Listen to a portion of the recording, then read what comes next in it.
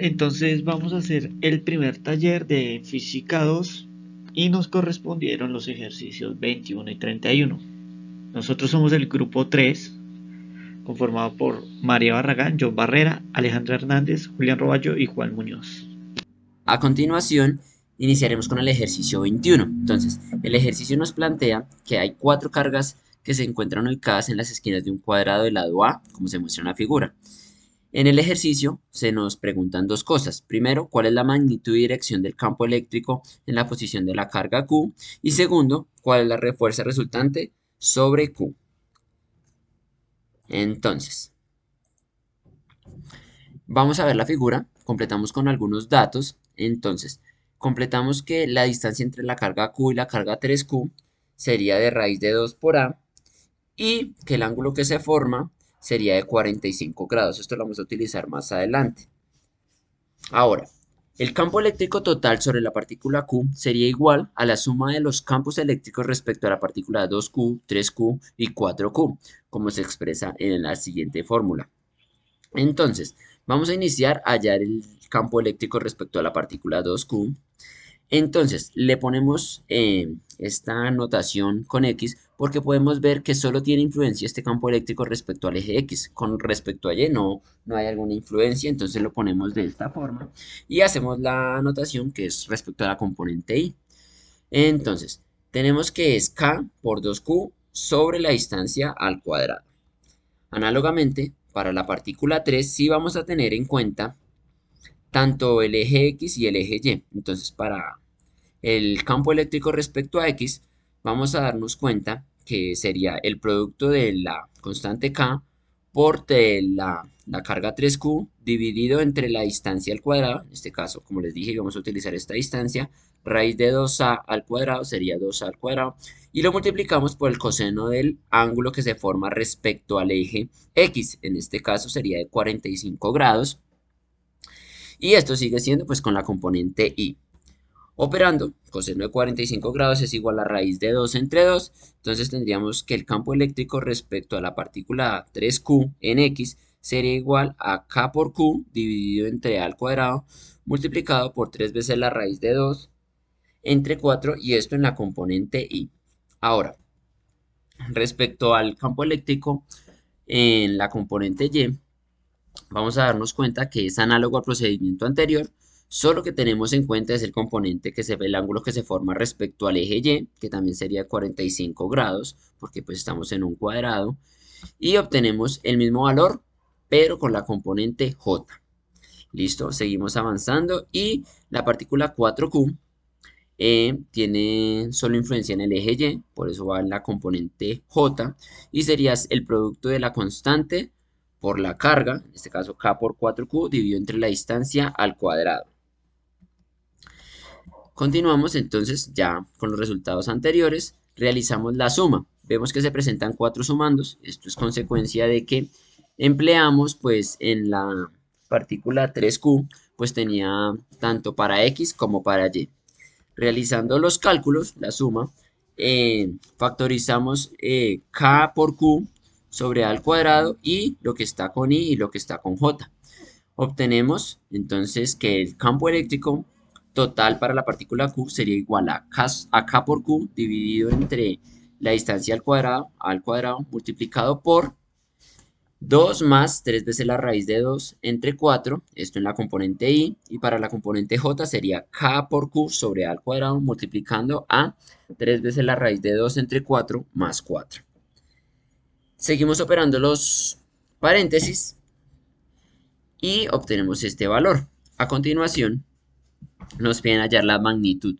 Entonces vamos a calcular la norma de este vector que obtuvimos, el cual, recordemos, viene en unidades Newton sobre Coulomb y tenemos esta constante K por Q sobre A al cuadrado. Importante tenerla en cuenta.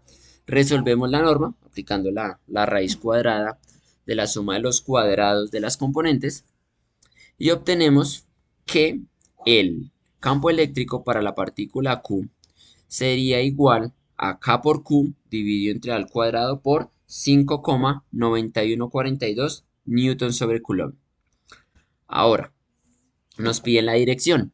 Para esto, sabemos que el ángulo será igual al arco tangente del campo eléctrico respecto a Y sobre el campo eléctrico respecto a X. Entonces reemplazamos los valores que obtuvimos anteriormente y nos da que en el campo eléctrico respecto a Y tenemos 16 más 3 veces la raíz de 2 entre 4. Y el campo eléctrico respecto a X es 8 más 3 veces la raíz de 2 entre 4. Y operando en la calculadora obtenemos que este ángulo sería de 58,83 grados. Continuamos. Entonces la fuerza resultante sobre la partícula Q, que será el segundo interrogante que nos planteaba el problema, la tenemos representada en la figura. Entonces, ¿qué vamos a hacer? La fuerza resultante la podemos calcular de dos maneras. Inicialmente la vamos a ver como la suma de las fuerzas de todas las fuerzas que se encuentran presentes, es decir, la fuerza 1, que sería la que ejerce la partícula 2Q sobre Q, la fuerza 2, que sería la que ejerce la partícula 3Q sobre Q, y la fuerza 3, que sería la que ejerce la partícula 4Q sobre Q. ¿Listo? Entonces, la fuerza 1 sabemos que va a ser la constante K por el producto de las cargas, y esto dividido entre la distancia al cuadrado. Observamos que la distancia pues está en el cuadrado que venimos trabajando desde el lado A, y esto en la componente Y, porque pues sabemos que solo tiene influencia en el eje X, como trabajamos en el campo eléctrico anteriormente. Para la fuerza 2 tenemos en cuenta los ángulos, en este caso el que forma con el eje X, que sería de 45 grados, su coseno sería raíz de 2 entre 2. Y lo mismo, el producto entre la carga, entre las cargas y la constante K. Y esto dividido entre la distancia, en este caso al cuadrado. Como es la diagonal, pues sería raíz de 2a al cuadrado, como lo vimos anteriormente, sería 2a al cuadrado. Ahora, la fuerza 2 también tiene una influencia en el eje Y, entonces procedimiento análogo. Vemos que pues es el mismo, estamos en un cuadrado, es el mismo cociente, el mismo coseno, coseno de 45, raíz de 2. Listo. Ahora, avanzamos y la fuerza 3, que es la que ejerce la partícula 4Q, sería igual a quien acá por la carga Q, que es la que estamos trabajando, por 4Q dividido entre la distancia al cuadrado, aquí vuelve a ser A, porque pues es en el lado, y esto en la componente J porque solo tiene influencia en el eje Y. Ahora, sabemos que esta fuerza resultante dijimos que era la suma de todas las fuerzas, entonces vamos a tomar los valores y los vamos a sumar, y esto nos da unos valores en I y otros en J, porque pues la fuerza 2, recordemos que tenía influencia tanto en la componente Y como en la componente J, porque pues tanto para X como para Y se presentaba la fuerza.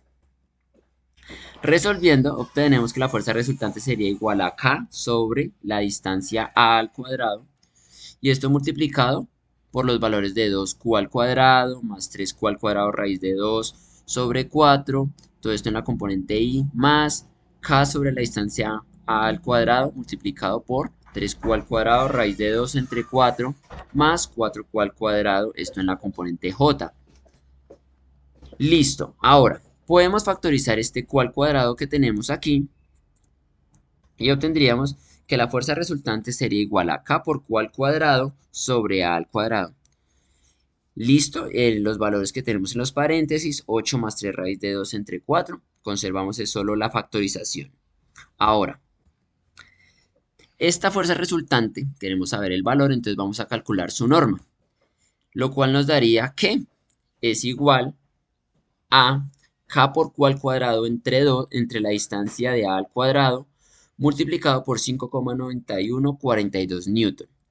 Este valor es muy parecido al que obtuvimos en el campo eléctrico, salvo porque la Q está al cuadrado. Esta relación que observamos es porque sabemos que la fuerza resultante también la podemos obtener a partir de tomar el campo eléctrico sobre la carga y multiplicarlo por la carga. Es decir, recordemos, nuestro campo eléctrico nos había dado K por Q sobre A al cuadrado por 5,9142 newton sobre Coulomb. Resolviendo, obtendríamos que al multiplicar por Q, ese campo eléctrico, lo multiplicamos por Q, nos daría exactamente el valor que obtuvimos de la fuerza resultante. Y esto sería todo. Vamos con el siguiente ejercicio. Entonces, con el ejercicio 34. Entonces nos piden calcular la energía requerida para ensamblar el arreglo a cargas mostrados en la figura 1, que es la figura que tenemos acá abajito, donde nos dicen que A vale 0.20 metros, B vale 0.400 metros y Q vale 6 microcoulombs. Listo, tengamos siempre presente la figura y adentremos en el problema. Entonces la energía de conformación de total para mantener el sistema en equilibrio sería igual a la energía de conformación de la carga 1 sobre 2 más la energía de conformación de la carga 1 sobre 3 más la energía de conformación de la carga 1 sobre 4 más la energía de conformación de la carga 2 sobre 3 más la energía de conformación de la carga 2 sobre 4 más la energía de conformación de la carga 3 sobre 4. Entonces tendríamos la energía de conformación de la carga 1 sobre 2. ¿A qué es igual esto? A menos la constante por 6 por Q al cuadrado sobre A. Esa sería la energía de conformación de la carga 1 sobre 2. Ahora la energía de conformación de la carga 1 sobre 3 sería igual a la constante por 3 por Q al cuadrado sobre la raíz cuadrada de A cuadrado más B cuadrado. Seguimos. Ahora la energía que ejerce la carga de conformación 1 sobre 4 sería la constante por 6 Q al cuadrado sobre B y la energía de conformación de la carga 2 sobre 5 sería igual a menos K por 2 por Q al cuadrado sobre B. Y finalmente hagamos las cargas de conformación de las energías 2 sobre 4. Entonces tendríamos que eso es igual a menos la constante por KQ al cuadrado sobre la raíz cuadrada de A cuadrado más B cuadrado. Y finalmente la energía de conformación de la carga 3 sobre 4 sería igual a K por 2 por Q al cuadrado sobre A. Y finalmente tenemos que la energía de conformación total sería igual a KQ al cuadrado factor de menos 4 sobre A más 4 sobre B menos 1 sobre raíz cuadrada de A cuadrado más B cuadrado.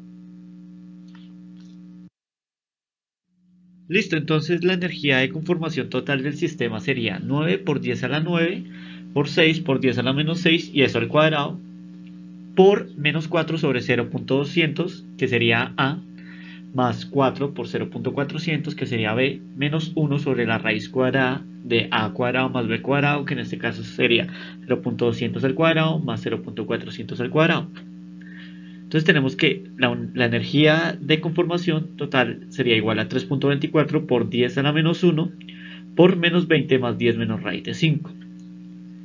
Y finalmente la energía de conformación total del sistema nos quedaría que 3.24 nos quedaría igual que 3.24 por 10 a la menos 1 y eso por menos 10 menos raíz de 5 que es aproximadamente menos 3.96 joules. Listo, muchas gracias por escucharnos, gracias al profe por prestar atenta nota y esperamos que nos hayamos podido hacer entender.